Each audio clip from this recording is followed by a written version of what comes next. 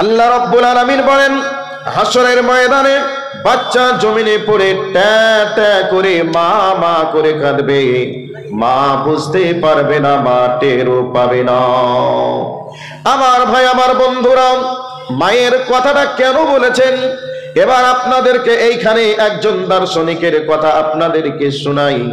একজন বৈজ্ঞানিক উল্লেখ করেছেন যে একটা মানুষের শরীর থেকে যদি 32টা হাড় ভেঙে দেওয়া হয়, ওই ব্যক্তিটা যেমন নিস্তেজ হয়ে যায়, চলাচল গতি হারা হয়ে যায়, ওই অবস্থায় চলতে যেমন পারে না, ঠিক তেমনি একটা মা তার বাচ্চাকে জন্ম দেওয়ার সময় 32টা নাড়ি নিংড়ানো যন্ত্রণা ব্যথা দিয়ে তার সন্তানকে জন্ম দেয়। এইরকম কষ্ট হওয়ার পরেও মা সেদিন বাচ্চাকে জন্ম দিবেন, মা বুঝতে পারবে না কোন কোন কোন পজিশন হলে বাচ্চা জন্ম দেওয়ার কথাকে ভুলে যায়, মা দুধ পান করানোর কথাকে ভুলে যায়। আমার ভাই, আমার বন্ধুরা, আমার বাবা জীবনেরা, ভালো করে শুনে নেন। আপনি মারাত্মক ভাবে অ্যাক্সিডেন্ট করেছেন, কয়েকটা হাড় আপনার ভেঙে গেছে। ওই সময়তে আপনার কোন জায়গা চামড়া যদি একটু ছিঁড়ে যায়, ওই চামড়া ছিঁড়ার ব্যথাটা কি আপনার অনুভব হবে? আপনার চামড়া ছিঁড়ার ব্যথা অনুভব হবে না। আপনার হাড় ভাঙার যন্ত্রণায় আপনি ছটফট করবেন, কাতরাতে থাকবেন। ওই অবস্থায় চামড়া ছিঁড়ার ব্যথাকে আপনি ভুলে যাবেন। হাসরের ময়দানে এমন ভয়াবহ পজিশন চলবে, এমন ভয়াবহ পরিস্থিতি, পরিবেশ তৈরি হবে, যে এই পরিস্থিতিতে মা তার বাচ্চার কথাকে ভুলে যাবে, তার জন্ম দেওয়ার কষ্টকে পর্যন্ত ভুলে যাবে। 18 বছর, 20 বছর, 22 বছরের যুবকগুলি সেই দিন একবারে বৃদ্ধে পরিণত হয়ে যাবে। আর তামাম হাসরের মাঠ মিলে একটাই আওয়াজ হবে, পানি পানি পানি করে চিৎকার করবে। আল্লাহ রাব্বুল আলামিন বলেন, সেই দিন মানুষগুলি বিক্ষিপ্ত পতঙ্গের নেই লোটাপটি করবে, বিক্ষিপ্ত পতঙ্গের নেই সেদিন তারা দৌড়াদৌড়ি করবে। যখন আমরা দেখি লাইট জ্বলে, ওই লাইটের কাছে বিভিন্ন পোকা আছে, আচার খায়, আবার উড়ে, আবার পড়ে যায়, আবার চলে যায়, অল্পক্ষণের মধ্যে প্রাণ হারিয়ে দেয়। ঠিক সেই দিন মানুষগুলি বিক্ষিপ্ত পতঙ্গের ন্যায় সাদৃশ্য অবলম্বন করবে। সেদিন মানুষগুলি মাতাল সাদৃশ্য অবলম্বন করবে। আল্লাহ রাব্বুল আলামিন বলেন, ওয়ামা হুম বিসুকারা। আল্লাহ রাব্বুল আলামিন বলেন, পৃথিবীর মানুষরে তোরা শুনে নে, তোরা মনে করবি সেদিন মানুষগুলি হয়তো নিশাদার দ্রব্য পান করে মাতাল সাদৃশ্য অবলম্বন করবে। আল্লাহ রাব্বুল আলামিন বলেন, না না না, ওয়ামা হুম বিসুকারা, সেদিন তারা নিশাদার দ্রব্য পান করে মাতাল সাদৃশ্য অবলম্বন করবে না, বরং হাসরের ময়দানে চূড়ান্ত হাসরের ময়দানে ভয়াবহ দৃশ্য দেখে মানুষগুলি সেদিন মাতাল সাদৃশ্য অবলম্বন করবে। আমার ভাই, আমার বন্ধুরা, আপনাদেরকে এই আয়াতটা আবার সুযোগ হলে সামনের দিকে নিয়ে আসবো। এবার আপনাদেরকে কোরআন থেকে কয়েকটা কথা বলার চেষ্টা করছি। এইরকম পরিস্থিতি, পরিবেশ চলবে, মাথা থেকে 1 মাইল দূরে সূর্য থাকবে। সেই দিন মহান প্রভু আল্লাহর দরবারে আমাকে আপনাকে হিসাব দেওয়া লাগবে। সেই দিন মুখের তালা, মুখকে আল্লাহ রাব্বুল আলামিন বন্ধ করে দিবেন, মুখে তালা লাগিয়ে দিবেন। আর আমার আর আপনার শরীরের অঙ্গ প্রত্যঙ্গগুলিকে আল্লাহ রাব্বুল আলামিন বলবেন, হাত তুমি কথা বলো, পা তুমি কথা বলো, কান তুমি কথা বলো। এইভাবে শরীরের অঙ্গ প্রত্যঙ্গের সঙ্গে আল্লাহ রাব্বুল আলামিন অপরাধগুলিকে স্বীকার করিয়ে নিবে। 4 রকম পদ্ধতির মধ্যে আল্লাহ রাব্বুল আলামিন বিচার করবেন। এবার এক রকম দিয়ে শুরু করলাম। আল্লাহ রাব্বুল আলামিন বলেন, আল-ইয়াওমা নাখতিমু আলা আফওয়াহিহিম ওয়া তুকাল্লিমুনা আইদিহিম ওয়া তাশহাদু আরজুলুহুম বিমা কানু ইয়াকসিবুন। আল্লাহ রাব্বুল আলামিন বলেন, কিয়ামতের ময়দানে মানুষের মুখটাকে বন্ধ করে দেওয়া হবে, হাতকে জিজ্ঞাসা করা হবে, হাত তুমি বলো তোমার দ্বারাই কি কি অন্যায় করেছে তুমি বলো। পৃথিবীতে যত রকমের পাপ হয় সমস্ত পাপের মেন নায়ক হয় হাত। এই হাতের দ্বারাতে মানুষ অসংখ্য অপরাধ করে, এই হাতের দ্বারাতে সুদের টাকা গুনাগুনি চলে, এই হাতের দ্বারাতে কাউকে হত্যা করা হয়, বোমবিং করা হয়, গালে থাপ্পড় লাগানো হয়, এই হাতের দ্বারাতে মিথ্যা সিগনেচার করা হয়, হাতের দ্বারাতে পরনারীকে স্পর্শ করা হয়, অন্যের জমির সীমানা নিজের জমিটাকে বড় বানানো যায়। এই ধরনের অসংখ্য অপরাধ হাতের দ্বারাতে আমরা করে থাকি। এই জন্য আল্লাহ রাব্বুল আলামিন কিয়ামতের ময়দানে হাতকে বলবে, হাত তুমি বলো তোমার দ্বারা কি কি অন্যায় হয়েছে। এই হাতের দ্বারাতে আমি আর আপনি যত অন্যায় করব, হাত আল্লাহর সামনে সব খুললাম বলে দিবে। হাতের বলা শেষ হতে না হতে পাঁচ সাক্ষী স্বরূপ বলবে আল্লাহ হাত যা বলেছে ঠিক বলেছে। মানে হলো এই হাতের দ্বারাই আমি আপনি যেই কর্মজিতায় যেভাবে করতে গিয়েছিলাম, পায়ের সাহায্যে হেঁটে হেঁটে গিয়েছিলাম, এর থেকে বড় সাক্ষী আর কি হতে পারে। আপনারা বলবেন মৌলভী সাহেব তুমি গাঁজা খেয়েছো? আমি বলবো যে হাত কি করে কথা বলবে? মুখ জিহ্বা নারী, তাই মুখ দিয়ে কথা বার হয়। হাতের ভিতরে এমন কি পার্টস আছে যে হাত কথা বলবে? এরকম অনেকের ধারণা থাকতে পারে। আচ্ছা, আল্লাহ যদি মনে করে কথা বলিয়ে নিব, আল্লাহ দ্বারাই কি এটা অসম্ভব হবে? একটু আওয়াজ দেওয়া লাগবে। অসম্ভব হবে না সম্ভব হবে? পিছনের মানুষগুলি বলছে না সম্ভব হবে না। সম্ভব হবে কি হবে না?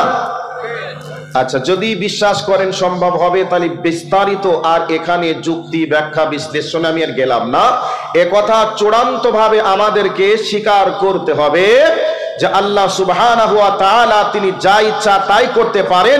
সেক্ষেত্রে আল্লাহ পাক হাতের সাহায্যে কথা বলিয়ে নেওয়ার ক্ষমতা রাখেন। কিয়ামতের ময়দানে হাত সাক্ষী দিবে, পা সাক্ষী দিবে, একথা চূড়ান্ত সত্য। এবার আমি আপনাদেরকে হাত কথা বলবে, পা সাক্ষী দেবে, এখানে একটা আয়াত দিয়ে দুইটি পয়েন্ট দিলাম। এবার 2 নম্বর পয়েন্টে চলে যাচ্ছি। আল্লাহ রাব্বুল আলামিন বলেন, শাহিদা আলাইহিম সামউহুম ওয়া আবসারুহুম ওয়া জুলুদুহুম ওয়া আরজুলুহুম। আল্লাহ রাব্বুল আলামিন বলেন, কিয়ামতের ময়দানে তোমার কান আমার সামনে কথা বলবে, মানে কান আল্লাহ রাব্বুল আলামিনের কাছে আমার বিরুদ্ধে রিপোর্ট দিবে। এই কানের দ্বারাতে আমরা হেডফোন লাগিয়ে হোক এমনি হোক অনেক গান বাজনা শুনেছি, ডিজে বাজনার আওয়াজ শুনেছি, হেডফোন লাগিয়ে দিয়ে কানের ভিতরে আপনি আওয়াজগুলি শুনছেন আর নিজেকে আনন্দ উৎফুল্লিত মনে করছেন। কিয়ামতের ময়দানে কান আল্লাহ রাব্বুল আলামিনের সামনে দাঁড় করিয়ে দিবে। আল্লাহকে বলবে, মাবুদ গো তুমি আমাকে দিয়েছিলে। ওই অবস্থায় কানের দ্বারাতে ভালো কথা না শুনে কানের দ্বারাতে গান শুনেছিল, বাজনা শুনেছিল, পরনার পানে গীবতের কথা শুনেছিল, অন্য মেয়ের সঙ্গে কথা বলে আনন্দ উল্লাস করেছিল। এইভাবে যত রকমের অন্যায় আমরা করি, সমস্ত অন্যায়ের কথাগুলি কান আমার আপনার বিরুদ্ধে আল্লাহর সামনে সাক্ষী দিবে। কানটাকে আল্লাহ রাব্বুল আলামিন কত চমৎকার করে বানিয়েছেন। উপরের দিকটা মনে হচ্ছে জানো ওই যে মাইকের হরেনগুলি আমরা দেখতে পাই, হরেনের পিছন দিকটা হলো চিকন সরু, আর সামনের দিকটা অনেকটা মোটা। চিকন ভাবে আওয়াজটা যখন মেশিনের ভিতর থেকে বার হয়ে যাবে, আওয়াজটা চতুর্দিকে ছড়িয়ে যাবে। আল্লাহ রাব্বুল আলামিন এমন ভাবে কানটাকে বানিয়েছেন, যদি কানের বাইরেটা যত বড়, ভিতরটাও যদি অতটাই বড় হতো, একই সঙ্গে এমন আওয়াজ ব্রেনের ভিতরে ডাউনলোড করত যে ব্রেন আঘাত পেয়ে মানুষ পাগলা হয়ে যেত। এই জন্য আল্লাহ রাব্বুল আলামিন সুন্দর করে কানটাকে বানালেন। আর এই কানটাকে বানানোর জন্য আল্লাহ রাব্বুল আলামিন 1 নয় 2 নয়, এরকম কেবল তারের মতো সূক্ষ্ম কেবলের কানেকশন আল্লাহ রাব্বুল আলামিন 25,000 কেবলের তারের সাহায্যে কানটাকে বানিয়েছেন। ওই কানের মাধ্যমে বিভিন্ন রকমের আওয়াজ আমরা শুনি, আর শোনার সাথে সাথে বুঝতে পারি এটা ছেলের আওয়াজ নাকি মেয়ের আওয়াজ, মায়ের কণ্ঠের আওয়াজ নাকি স্ত্রীর কণ্ঠের আওয়াজ। এইভাবে আমরা কানের মাধ্যমে আমরা উপলব্ধ করতে পারি কি পারি না। আল্লাহ রাব্বুল আলামিন বলেন, কিয়ামতের ময়দানে কান তোমার বিপক্ষে কথা বলবে, ওয়া আবসারুহুম তোমার চোখ তোমার বিপক্ষে কথা বলবে। এই চোখের দ্বারা কত না নগ্নতা দেখলাম, কত কিছু না দেখলাম। এই চোখ আল্লাহর সামনে অপরাধীর কাঠগড়ায় যখন আমাকে আপনাকে দাঁড় করাবে, তখন চোখকে কানকে লক্ষ্য করে বলবো, ওরে চোখ তুই যদি না থাকতিস আমি তো দেখতাম না, আর তুই আজকে আমাকে অপরাধীর কাঠগড়ায় দাঁড় করাচ্ছিস। এই অবস্থায় চোখ কান আপনার বিরুদ্ধে কথা বলবে, আর ওই অবস্থায় বলবে আল্লাহ রাব্বুল আলামিন দুনিয়াতে কথা বলার পাওয়ার দেয়নি, অধিকার দেয়নি, ক্ষমতা দেয়নি। আজকে আল্লাহ রাব্বুল আলামিন কথা বলার ক্ষমতা দিয়েছে, অধিকার দিয়েছে, পাওয়ার দিয়েছে। যদি ওই পাওয়ারটা থাকতো নিশ্চয়ই বলতাম, কিন্তু পাওয়ার ছিল না বলেছি। তুমি যেভাবে আমাকে ব্যবহার করেছো সেই ব্যবহারের কথাটা আল্লাহর সামনে বললাম। এইভাবে বোঝা গেল কান আপনার বিপক্ষে, চোখ আপনার বিপক্ষে, হাত আপনার বিপক্ষে, পা আপনার বিপক্ষে। আল্লাহ রাব্বুল আলামিন বলছেন তোমার শরীরের চামড়া তোমার বিপক্ষে আল্লাহ রাব্বুল আলামিনের সামনে কথা বলবে। এই শরীরের চামড়াকে সুন্দর সুস্থ রাখার জন্য আমরা অনেক মানুষ ব্যাংকে টাকা রেখে দিই, সুদি কারবার করি, যাতে করে রোদের তাপ শরীরের উপরে না লাগে। দামি ক্রিম দামি সাবান আমরা দেহের উপরে মালিশ করি, সেবন করি। এই কিয়ামতের ময়দানে আপনার সুন্দর চামড়াটা আপনার বিপক্ষে, তার বিপক্ষে সাক্ষী দিয়ে আপনাকে জাহান্নামের বাসিন্দা বানাবে, আর বলবে রব্বুল আলামিন সুদে টাকা উপার্জন করে সাবান কিনে আমার উপরে সেবন করেছিল। সুদের টাকা, ঘুষের টাকা, এইভাবে যত রকমের অন্যায় আছে সমস্ত অন্যায়গুলি আপনার আমার শরীরের অঙ্গ প্রত্যঙ্গ আল্লাহ রাব্বুল আলামিনের কাছে আমাকে আপনাকে অপরাধীর কাঠগড়ায় দাঁড় করিয়ে দিবে। দুইটি পয়েন্ট, শরীরের অঙ্গ প্রত্যঙ্গ কথা বলবে, এটা কোরআন থেকে প্রমাণ করলাম যে শরীরের অঙ্গ প্রত্যঙ্গ আপনার বিরুদ্ধে কথা বলবে। আপনার স্ত্রী আপনার কাছে ভালো একটা জিনিস চেয়েছে, স্ত্রীর শখ পূরণ করার জন্য আপনি অন্যের বাড়িতে চুরি করে নিয়ে এসে স্ত্রীকে কিনে দিলেন। সকালবেলায় উঠে যদি আপনার স্ত্রী যার বাড়ি চুরি করেছেন তাকে যদি বলে দেয় যে আমার স্বামী তোমার বাড়িতে এই জিনিস কিনে চুরি করে আমাকে এই জিনিস কিনে দিয়েছে, আচ্ছা কেমন লাগবে? এটা আওয়াজ দেন তো ভাইয়া, কেমন লাগবে? তো যাকে ভালো রাখার জন্য আপনি সবকিছু করবেন, এই আপনার বিপক্ষে কথা বলবে, অবস্থাটা কেমন হবে? সতর্ক সাবধান হওয়া লাগবে। শরীরের অঙ্গ প্রত্যঙ্গ কথা বলবে, এ কথা কোরআন বলছে। একটা পয়েন্ট দিলাম, 2 নম্বরের পয়েন্টে যাচ্ছি কারণ সময় অল্প। এই আয়াতে যদি বক্তব্য শুরু করি আর অনেক কথা বলার আছে, বলার মতো সময় হলো না। এক কথাই বিশ্বাস করতে হবে, শরীরের অঙ্গ প্রত্যঙ্গ কথা বলবে, আসামির কাঠগড়ায় দাঁড় করাবে, এ কথাই চূড়ান্ত সত্য। এবার 2 নম্বর পয়েন্টে যাচ্ছি। আল্লাহ রাব্বুল আলামিন বলেন বিসমিল্লাহির রহমানির রহিম ইয়াউমা তুহাদ্দিসু আখবারাহা বিআন্না রাব্বাকা আওহা লাহা।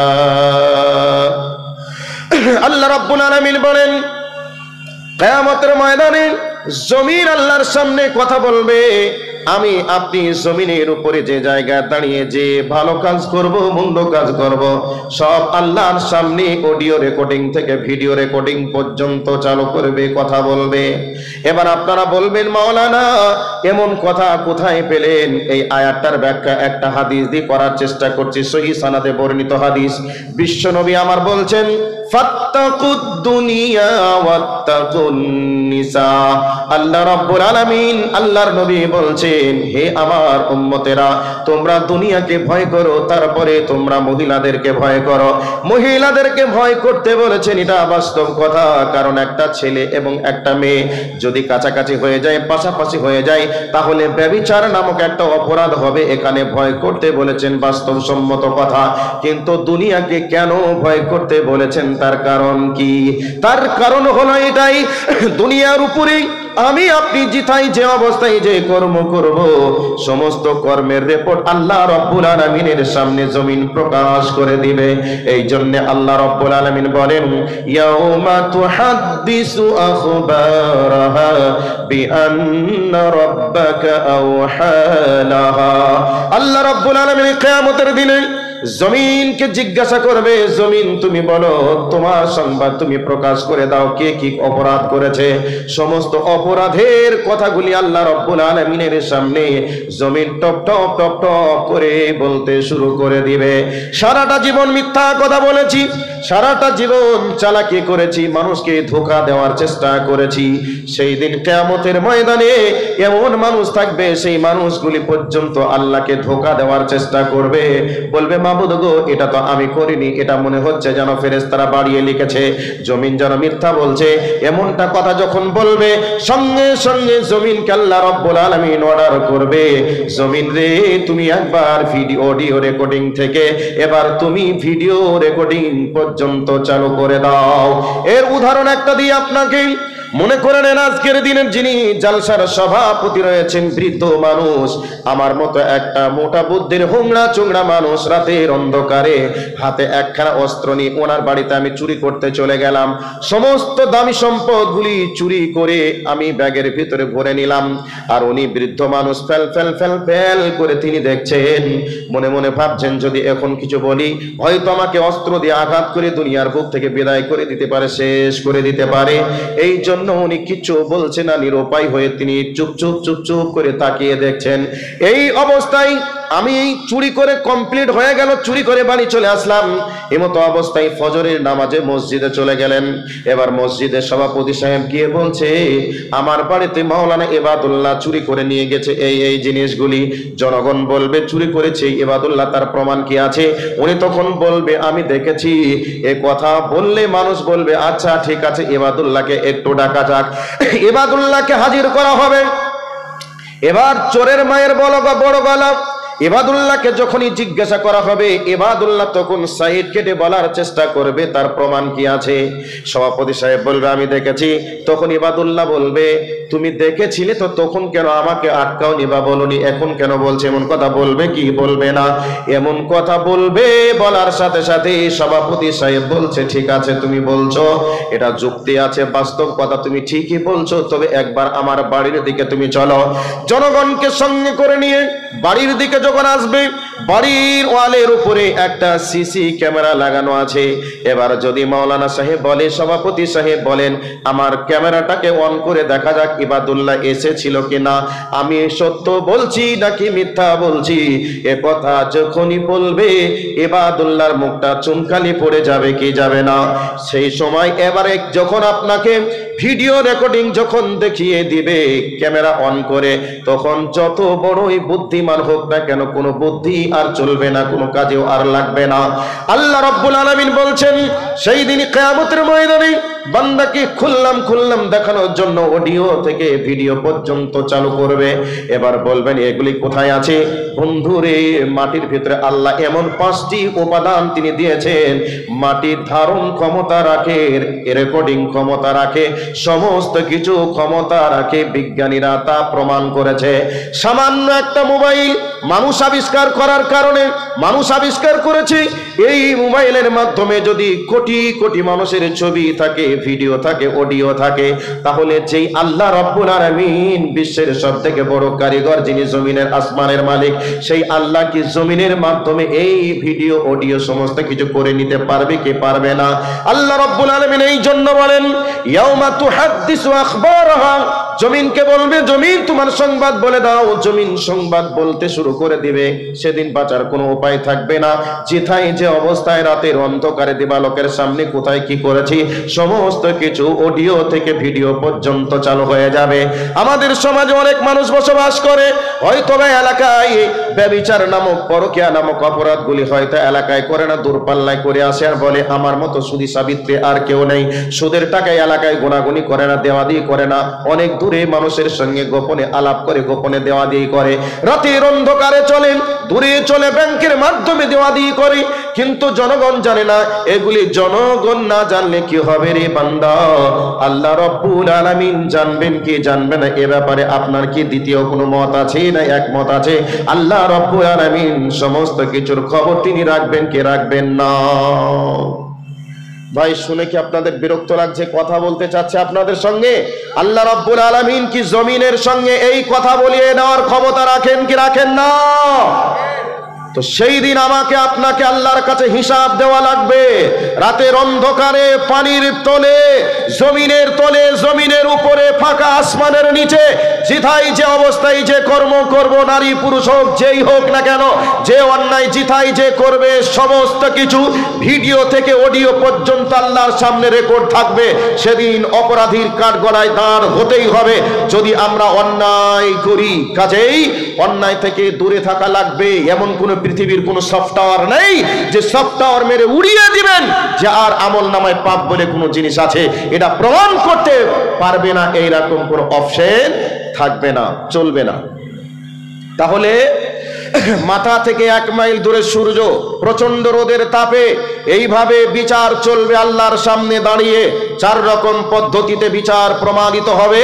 অপরাধী হিসাবে আপনি স্বীকৃতি প্রদান করবে আল্লাহ রাব্বুল আলামিন, আর আপনিও নিজেই বুঝতে পারবেন সত্যি আমি অপরাধী, আল্লাহ আমাকে 1 চুল পরিমাণ কোনো অন্যায় আমার উপরে চাপিয়ে দেয়নি, সেদিন নিজে বুঝতে পারবো আমরা।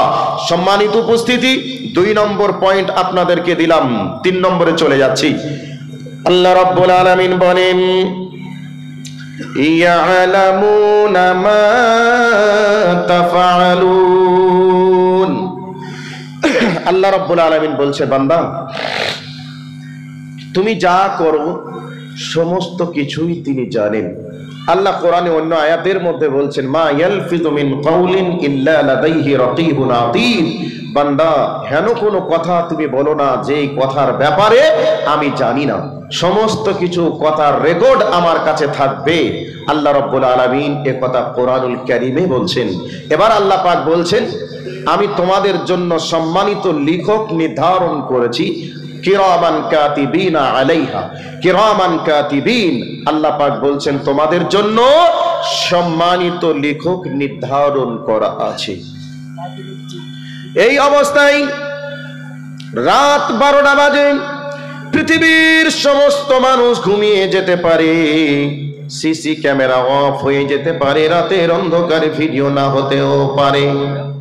পৃথিবীর সবাই ঘুমিয়ে গেলেও আপনার জন্য আমার জন্য আল্লাহ যে ফেরেশতাকে নিযুক্ত করেছেন, ওই ফেরেশতা চুল পরিমাণ ঘুমাবে না, তন্দ্রাও আসবে না।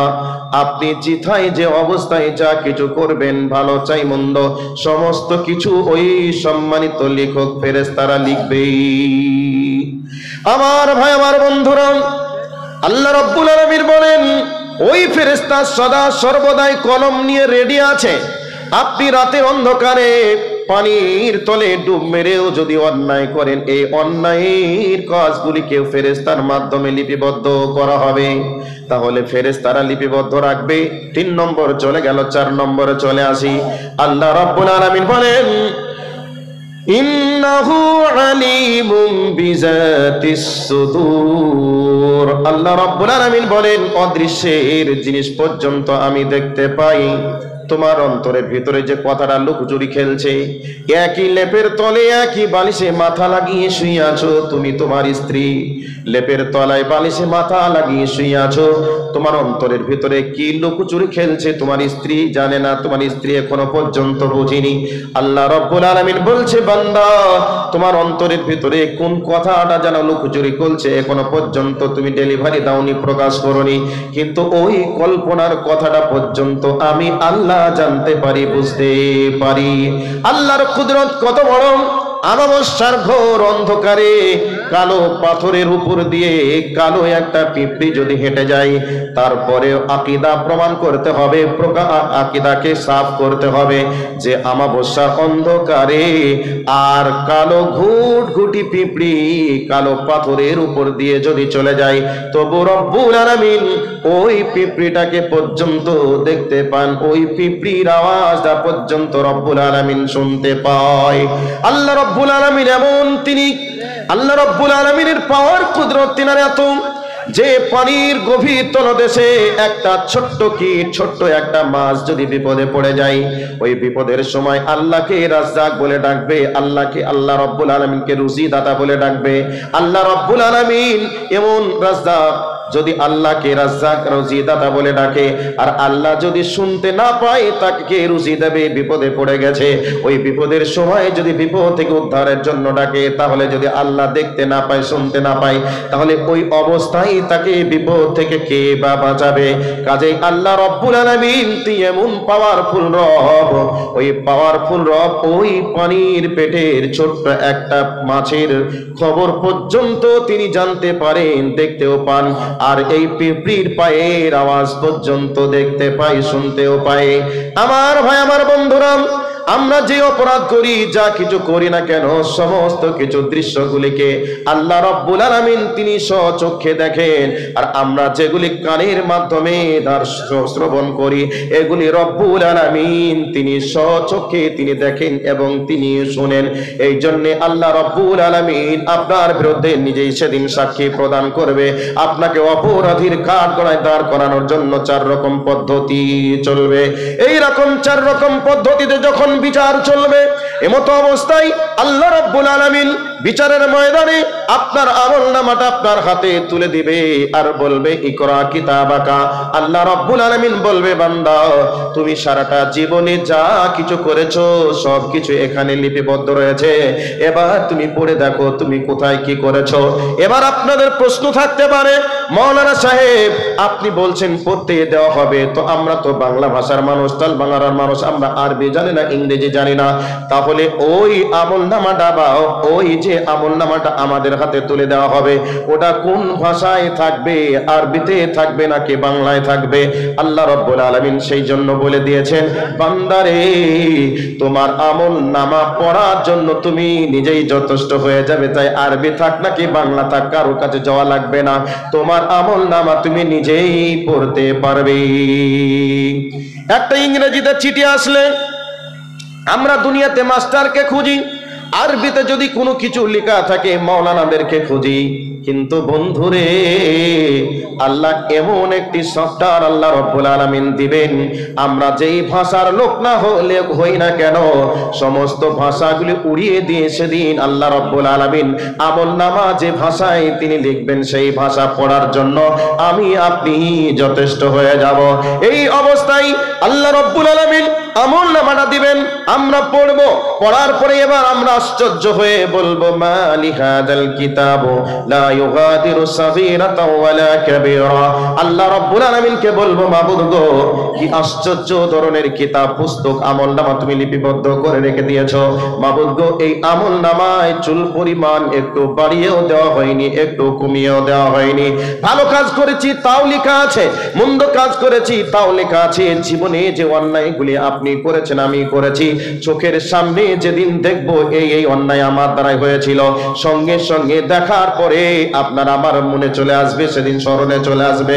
এই অবস্থায় আল্লাহকে বলবো, আল্লাহ কি আশ্চর্য কিতাব তুমি প্রস্তুত করে রেখে দিয়েছো রে মাবুদ, একটু বাড়িয়েও দাওনি কমিয়েও দাওনি। সেদিন মানুষ অবাক হয়ে যাবে, হয়রান হয়ে যাবে। এই জন্য আল্লাহ রাব্বুল আলামিন বলেন, فمن يعمل مثقال ذرة خيرا يره ومن يعمل مثقال ذرة شرا يره।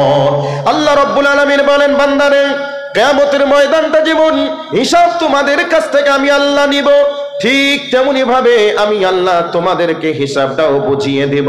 তুমি ভালো কাজ করবে, টালভাঙ্গনার মাদ্রাসার প্রাঙ্গণে এসে যদি একবার আল্লাহ বলে ডাকো, এই আল্লাহ বলার নেকিটা তোমার আমলনামায় সংরক্ষিত করে রেখে দিব।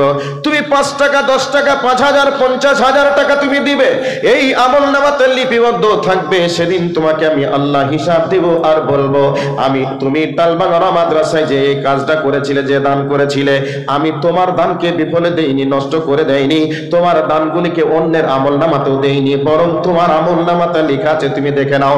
এইরকম ভাবে আল্লাহ রাব্বুল আলামিন আমাকে আপনাকে আমাদের নেক কর্মগুলিকে হিসাব বুঝিয়ে দিবেন। আর দুনিয়াতে আমরা যে অন্যায়গুলি করব, এই অন্যায়গুলির সমস্ত কিছু আল্লাহ রাব্বুল আলামিন আমাকে আপনাকে দেখাবে, বান্দারে তুমি এই অন্যায় করেছিলে, তুমি কেন করেছিলে তুমি বলো। সমস্ত অন্যায়ের হিসাব আল্লাহ রাব্বুল আলামিনের কাছে দেওয়া লাগবে। এই জন্য আল্লাহ রাব্বুল আলামিন বলেন, ফামান ইয়া'মাল মিসকালা যাররাতিন খায়রান ইয়ারা ওয়া মান ইয়া'মাল মিসকালা যাররাতিন শাররান ইয়ারা।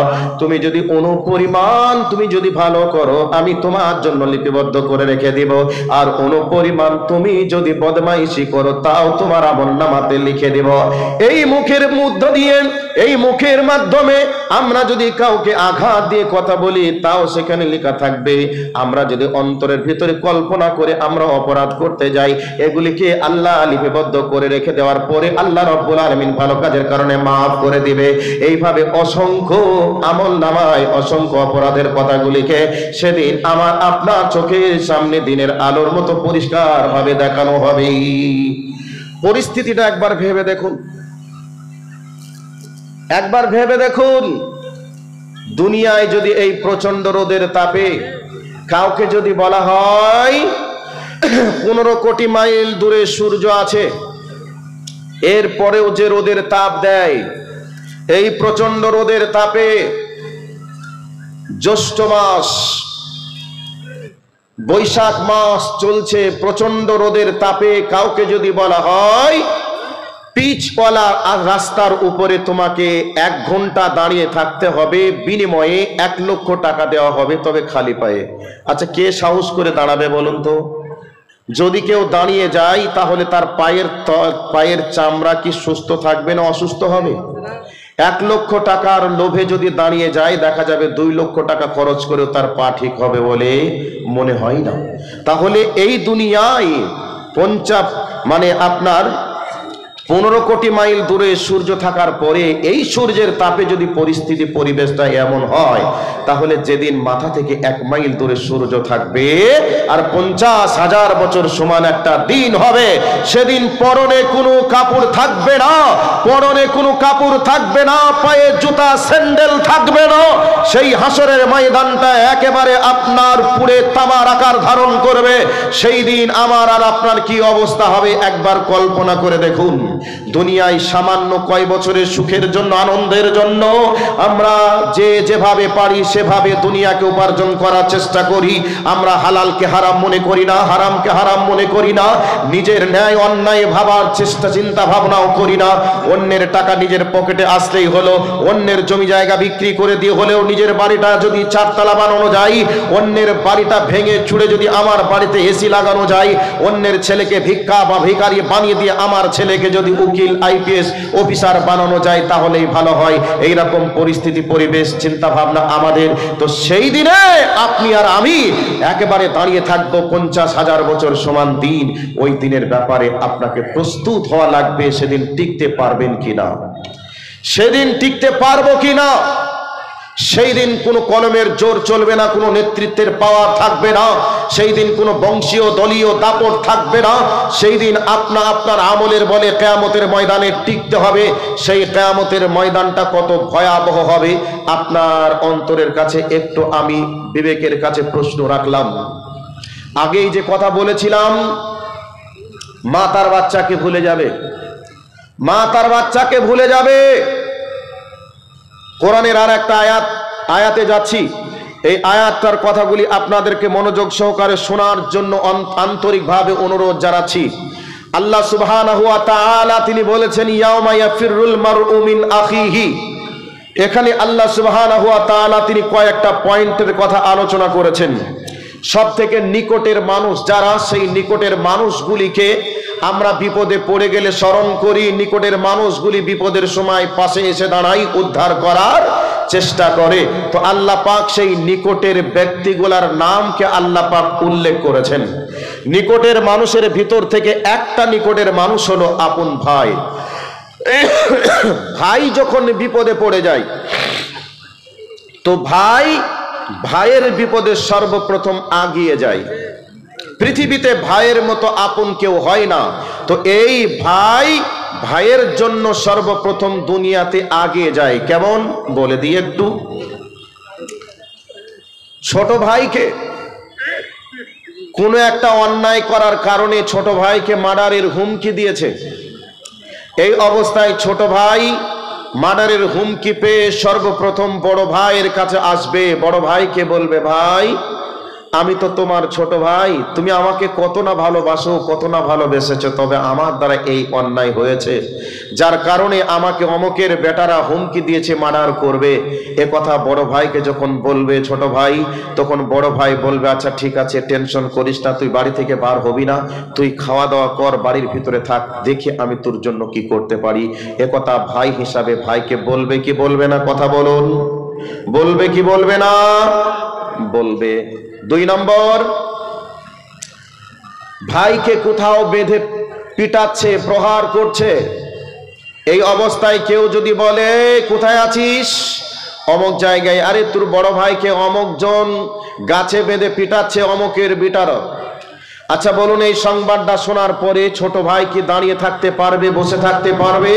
ছোট ভাই দাঁড়িয়ে থাকতে পারবে না, বসে থাকতেও পারবে না। ভাইয়ের জন্য ছুটতে ছুটতে গিয়ে ভাইয়ের প্রতিশোধ নেওয়ার চেষ্টা করবে, আর তা না হলে ভাইকে ওই বিপদ থেকে উদ্ধার করার চেষ্টা করবে। করবে কি করবে না? করবে। তো আল্লাহ পাক বলছেন, কিয়ামতের ময়দানে ভাইয়ের সঙ্গে ভাইয়ের সাক্ষাৎ হবে, ভাইকে ভাই দেখবে। যেমন মানুষ রাস্তায় চলতে চলতে যদি বাঘ দেখে, সিংহ দেখে, বড় একটা সাপ দেখে, এই দৃশ্যগুলিকে দেখার পরে ওখানে দাঁড়িয়ে থাকবে না ওখান থেকে প্রাণ বাঁচানোর জন্য পালিয়ে যাবে? কি করবে একটু বলুন তো ভাই, কি করবে? দেখার সাথে সাথে কোনো গবেষণা নেই, কোনো ভাবনা চিন্তা নেই, দেখার সাথে সাথে প্রাণ বাঁচানোর জন্য যেমন শক্তি আছে সেই শক্তিকে উজাড় করে দিয়ে নিজের প্রাণকে বাঁচানোর জন্য চেষ্টা করবে। কিয়ামতের ময়দানে ভাই ভাইকে দেখবে, আর ভাইকে দেখার সাথে সাথে ভাই ভিলকিয়ে দৌড় দিয়ে পালিয়ে যাবে। না, ওখানে ভাই আছে, ভাইয়ের কাছে পরিচয় দেওয়া যাবে না। ভাইকে দেখার সাথে সাথে আরেক ভাই ছুটতে শুরু করবে। আল্লাহ পাক বলছেন, কোন দৃশ্য হলে এমনটা হতে পারে? পৃথিবীতে এমন দৃশ্য দেখেছেন? ভাইকে মারছে, আরেক ভাই বলছে তুই মরবি, মর, আমি আর মরবো না, আমি পালিয়ে গেলাম। এইরকম দৃশ্য পৃথিবীতে হয় না। এই অবস্থায় ভাই বলে, বাঁচতে হলে ভাইকে সঙ্গে নিয়ে বাঁচবো, মরতে হলে দুই ভাই একই সঙ্গে মরবো। এমন কথা বলে কি বলে না? কিন্তু কিয়ামতের ময়দানটা এত ভয়াবহ হবে, ওই ভয়াবহ পরিস্থিতি পরিবেশ দেখে ভাই ভাইকে দেখবে আর ভিনকিয়ে দৌড় মেরে পালিয়ে যাবে। এই অবস্থায় ফাররা ইয়াফিরু, এই যে শব্দ এসেছে, এই শব্দের অর্থ হচ্ছে ভিনকিয়ে ছিটকিয়ে দৌড় দিয়ে পালিয়ে যাওয়া। সম্মানিত উপস্থিতি, আল্লাহ পাক তারপরে বলেছেন, কিয়ামতের ময়দানে ভাই ভাইকে পরিচয় দিবে না, বাপ ছেলেকে পরিচয় দেবে না, বা ছেলে বাপকে পরিচয় দিবে না, মা বেটাকে পরিচয় দিবে না, বেটা মাকে পরিচয় দেবে না। তাহলে কোন পজিশন হলে এমন ঘটনাগুলি ঘটতে পারে আমরা কি একটু কল্পনা করে দেখেছি? কোরআনের আয়াতগুলি আমরা পড়ি, কোরআনের আয়াত আমরা পড়লেও কোরআনে কি বলেছে আমরা জানার চেষ্টা করি না। এখন বর্তমান সময়ে মানুষ তো কোরআন শিখতেও চায় না, জানতেও চায় না। মানুষ মনে করে আমি 200 বছর 2000 বছর আমি বাঁচার স্বপ্ন দেখি।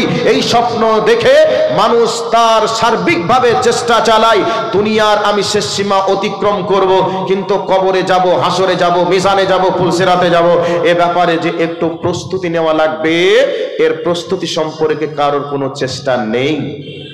সম্মানিত উপস্থিতি, একজন যুবক বিবাহ করবে, বিবাহ করা 6 মাস আগে থেকে ট্রেনিং নেই যে আমার বেগমের সঙ্গে সর্বপ্রথম বাসুর রাত্রিতে কি কথা বলবো।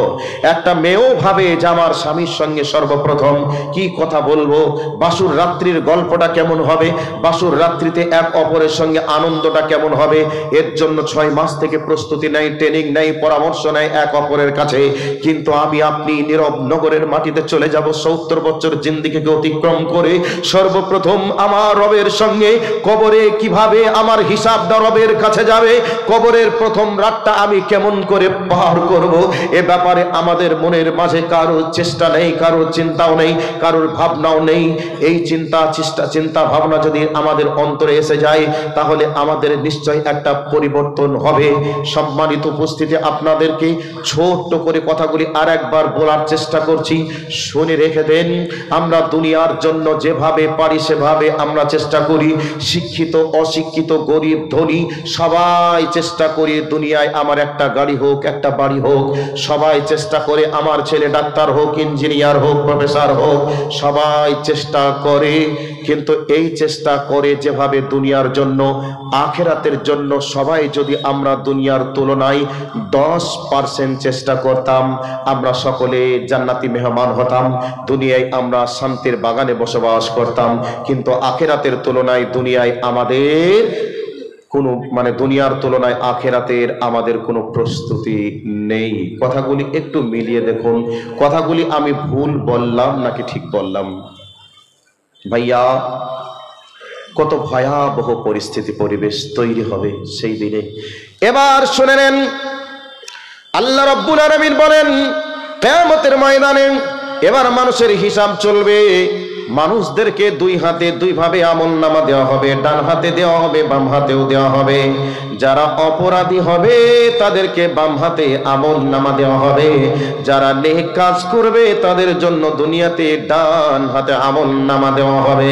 সর্বপ্রথম বাম হাতে আমলনামা যারা পাবে তাদের কথাটা বলে দিই, তারপরে ডান হাতের আমলনামার কথা বলবো।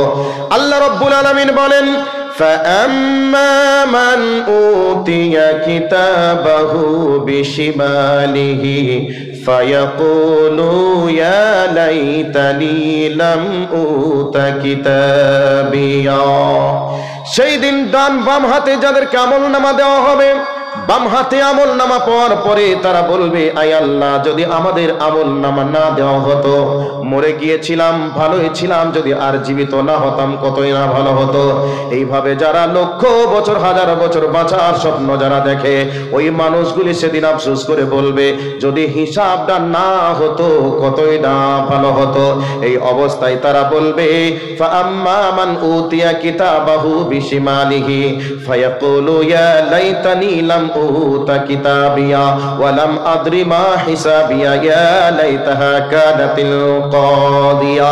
সেদিন মানুষগুলি বাম হাতে আমলনামা পাওয়ার পরে সেদিন দুঃখ করে বলবে আল্লাহ, যদি আমলনামাটা যদি না দেওয়া হতো কতই না ভালো হতো, মরে গিয়েছিলাম, যদি জীবিত না হতাম কতই না ভালো হতো, আমি তো কোনোভাবে প্রস্তুত ছিলাম না হিসাব দেওয়া লাগবে। এই অবস্থায় মানুষগুলি এমনটা কথা বলতে বলতে বলতে বলতে সেই দিন তারা বলবে মা আগনা আন্নি মালিয়া হালাকা আন্নি সুলতানিয়া। আমার সম্পদ ছিল লক্ষ লক্ষ মিলিয়ন ট্রিলিয়ন টাকার মালিক আমি ছিলাম, লক্ষ লক্ষ টাকার সম্পদ আমার ছিল, আমার ধন সম্পদ আজকে তো কোনো কাজে লাগলো না, কোনো উপকারেও আসলো না। কি হলো? উপার্জন করে সম্পদের মালিক হয়ে কোনো লাভ তো হলো না। এবার বলবে হালাকা আন্নি সুলতানিয়া, আমার নেতৃত্ব, আমার ক্ষমতা, আমার বাদশাহী সব যেন ধূলিসাৎ হয়ে গেল, নষ্ট হয়ে গেল। আমার তো আজকে কোনো সম্পদ কাজেও লাগলো না, আমার নেতৃত্বের কোনো পাওয়ারও কাজে লাগলো না, কাটলো না। এইভাবে মানুষগুলি সেদিন বলতে থাকবে হালাকা আন্নি সুলতানিয়া খুযুহু ফাগুল্লুহু সুম্মাল জাহিম সাল্লু। আল্লাহ রাব্বুল আলামিন সেই দিনে বাম হাতে আমলনামা প্রাপ্ত ব্যক্তিদেরকে আল্লাহ রাব্বুল আলামিন ফেরেশতাদেরকে অর্ডার করবে এদেরকে 70 হাত লোহার শিকল দিয়ে বাঁধো, আর বাঁধার পরে তাদেরকে জাহান্নামের মধ্যে ফেলে দাও। আমার ভাই, আমার বন্ধুরা, টাকার পিছনে ছুটতে গিয়ে পরকালকে ভুলে গিয়ে যারা দুনিয়ায় পাগলের মতো ছুটলো, তারা সেদিন নিজেরা বুঝবে, নিজেরা দেখবে যে আজকে আমার সম্পদ কোনো কাজে লাগলো না।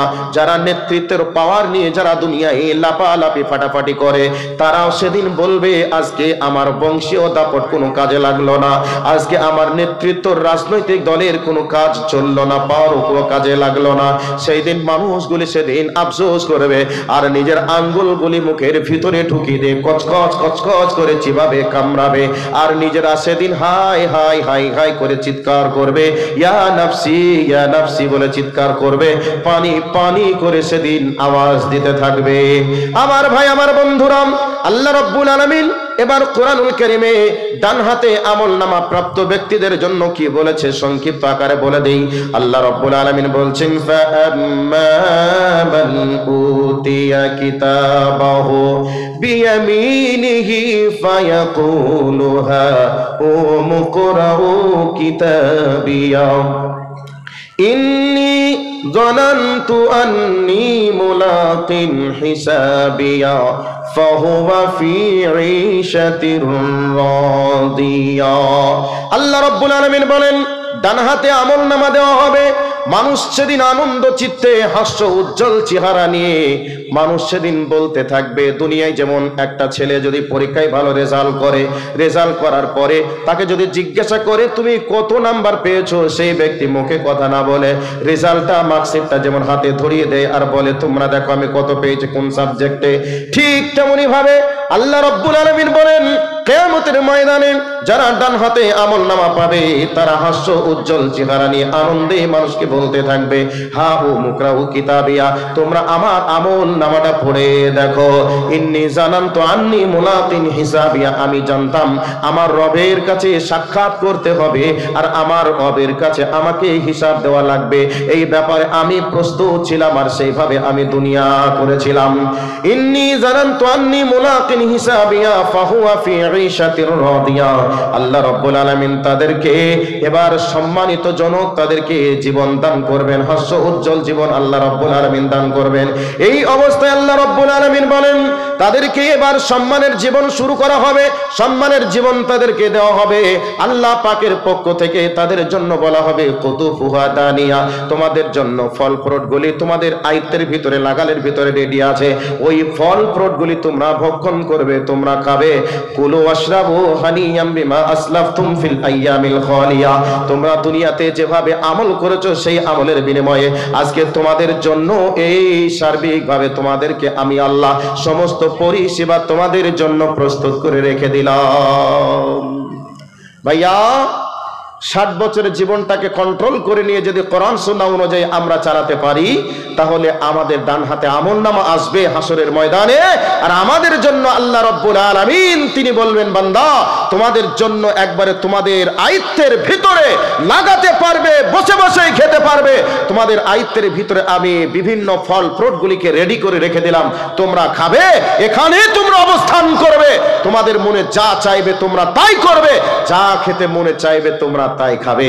আনকন্ট্রোল হয়ে যদি দুনিয়াতে আপনি চলেন তাহলে জেনে রেখে দিবেন আজীবন কালের জন্য আফসুস আফসুস আফসুস, আঙ্গুলটা ঢুকে দিয়ে চিৎকার মেরে কাঁদবেন আর সেদিন আফসুস করবেন, আল্লাহ দুনিয়ায় একবার পাঠিয়ে দাও, আর অন্যায় করব না, দুনিয়াতে 5 ওয়াক্তের নামাজ তো পড়বই পড়বো, তাহাজ্জুদ মিস করব না, আমাকে একবার দুনিয়ায় পাঠিয়ে দাও। এ কথা মানুষ সেদিন আমি আর আপনি বলবো, আল্লাহ বলবেন সুযোগ নেই, সুযোগ পার হয়ে গেছে, কাজেই আমাকে আর আপনাকে প্রস্তুত নিয়ে দুনিয়া থেকেই যেতে হবে।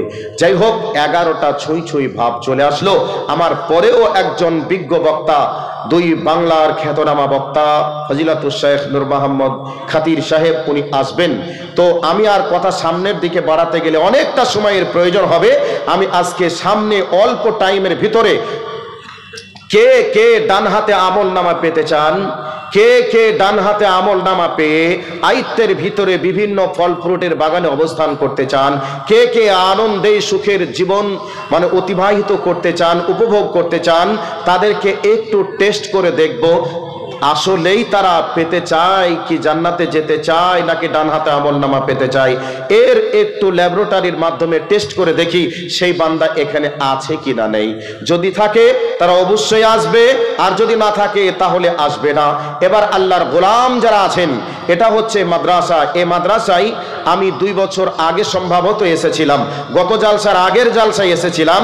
এই জালসায় এই প্রথমে আমার শ্রদ্ধেয় বড় ভাই মানে ওবাইদুল্লাহ ফালাহি হাফিজাহুল্লাহ কালেকশন করছিলেন, কালেকশনের মাত্রাটা যেমন চলছিল সেই বছরে দেখেছিলাম এর থেকেও মানে অ্যামাউন্টের পরিমাণটা বেশি ছিল।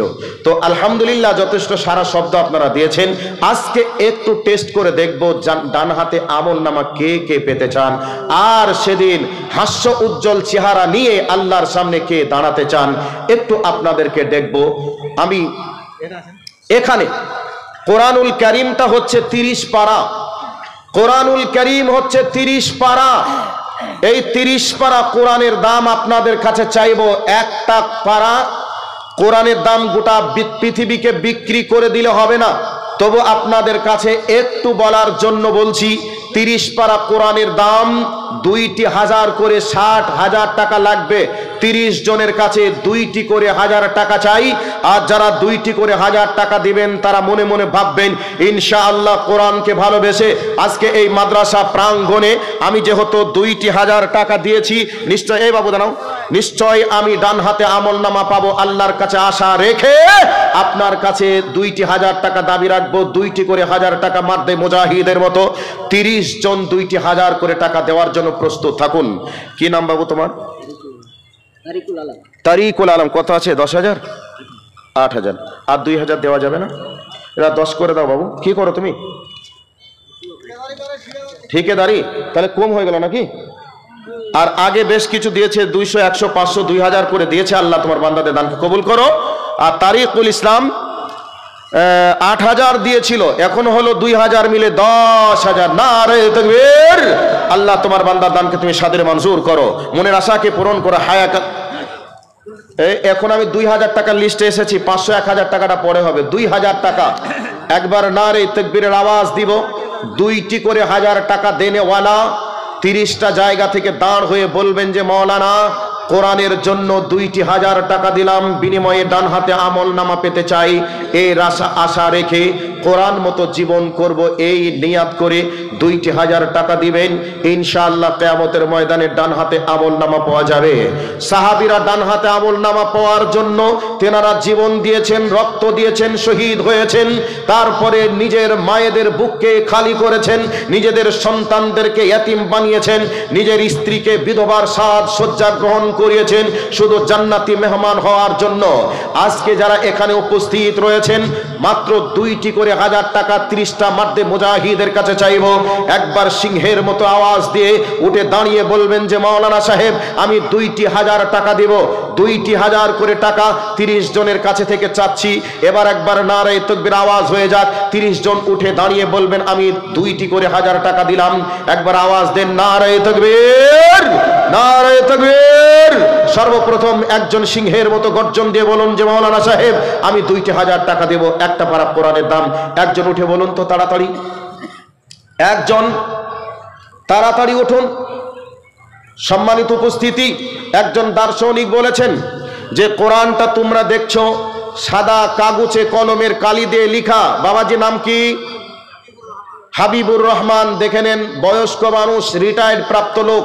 এরপরেও 2টি 1000 টাকা যারা যুবক আছে ইনকাম করছেন, প্রত্যেকটা শিরা উপশিরায় রক্ত চলমান ধাবমান, যাদের রক্ত মানে শিরায় শিরায় রক্ত চলে, সেই ব্যক্তিগুলি আজকে লক্ষ টাকা উপার্জন করার পরে বসে আছেন।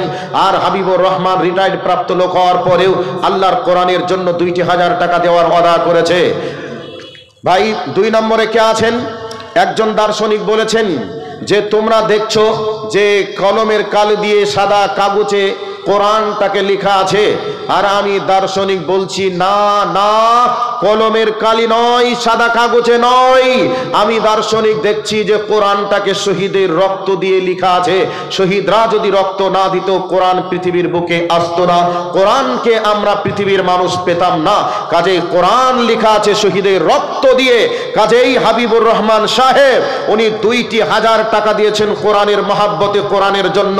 আল্লাহ ওনার নিয়াতকে তুমি পূরণ করো। কিয়ামতের ময়দানে ডান হাতে আমলনামা দিয়ে তুমি জান্নাতি মেহমান হওয়ার তুমি সুযোগ দিও। তুমি ওনাকে দ্বীনের খাদেম হিসাবে কবুল করিও।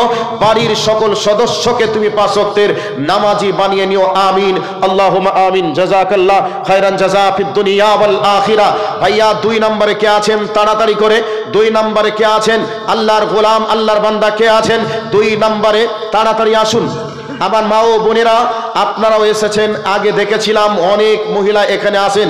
তো আপনাদেরকে বলছি মাস্টার সাহেব চলে এসেছেন, আর 1000 লাগবে। 2000 লিস্টে নাম চলছে এখন। সে গল্প ছাড়েন, এখন এসছেন, এখন দেন।